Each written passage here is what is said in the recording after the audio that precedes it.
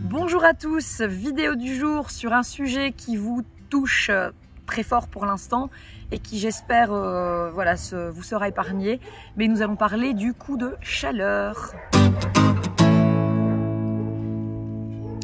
Le coup de chaleur, Kesako.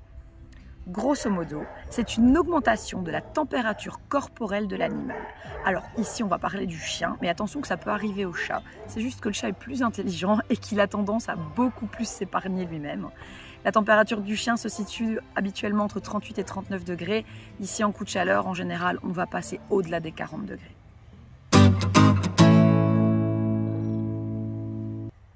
Comment est-ce que le coup de chaleur peut arriver ? La première cause, malheureusement, c'est souvent un oubli ou en tout cas une vie un peu trop active et on a tendance à laisser le chien même pour très peu de temps dans la voiture. Sachez que même avec les carreaux ouverts, ça peut être dangereux. La température augmente très vite dans l'habitacle. Une autre cause probable et fréquente malheureusement, ce sont les gens qui ont du mal à laisser un temps mort les jours de forte température à leur chien et se dire voilà, aujourd'hui je vais sauter la balade ou alors je vais la faire par exemple à 22 h ce soir afin qu'il n'y ait pas de complications. Et ça malheureusement voilà, il y a des gens qui n'y pensent pas et on se retrouve avec des chiens qui sont en pleine ville, en pleine rue, en train de faire un coup de chaud.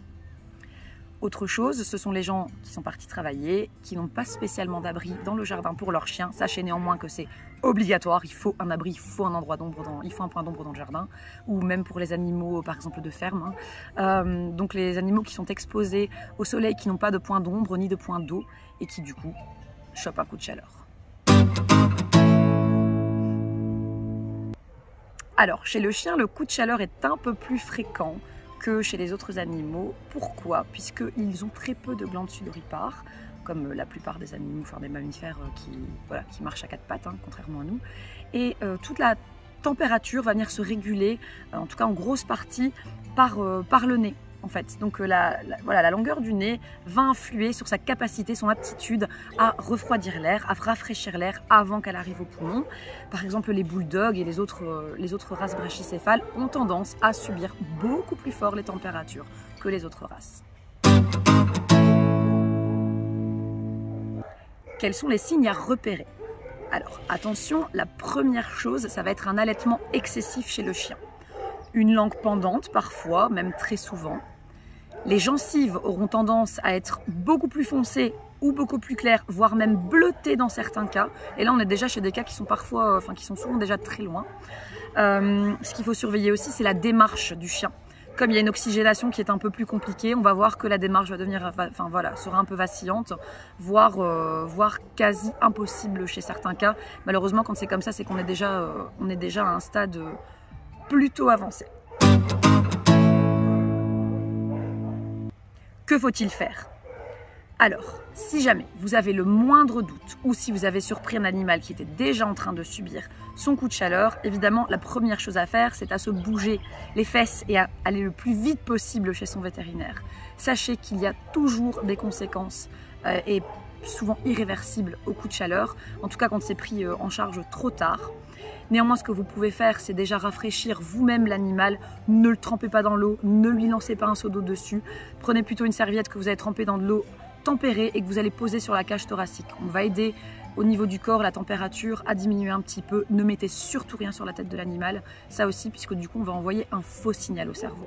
D'accord? Donc, première chose, on le rafraîchit et dès qu'on a l'occasion, on se déplace chez le vétérinaire. Si jamais ce n'est pas possible, si l'animal ne peut pas être déplacé, essayez de trouver un vétérinaire qui se déplacera. Quelles sont les choses à faire ou ne pas faire en cas de forte température? Donc ici, on est hyper concerné, en tout cas en Belgique, mais sûrement d'autres pays également pour l'instant. On va éviter déjà d'aller faire des grandes balades, des balades en plein jour. Tentez plutôt la petite balade matinale, 5 h du mat, 6 h du mat pour ceux qui arrivent à se lever tôt. C'est plutôt sympa pour l'animal et ne la faites pas trop longue. 10-15 minutes suffisent amplement. Si vous ne faites pas de balade aujourd'hui, ça ne fait pas de vous un mauvais maître. Ça ne fait pas de vous non plus un maître indigne. Il n'y a pas de souci, le chien ne vous en voudra pas, bien au contraire. Veillez à ce que le chien ait toujours accès à l'ombre. Et si toutefois vous n'êtes pas là, essayez de le laisser dans la maison, ce sera plus chouette pour tout le monde. Veillez également à ce qu'ils aient toujours un point d'accès à de l'eau propre et fraîche. Alors il y a des gens qui me disent ils boivent que dans l'étang, il y a peut-être même des chiens qui vont faire un plongeon dans l'étang, il n'y a pas de problème, ça leur fera du bien. Ne les laissez pas exagérer non plus, mais voilà.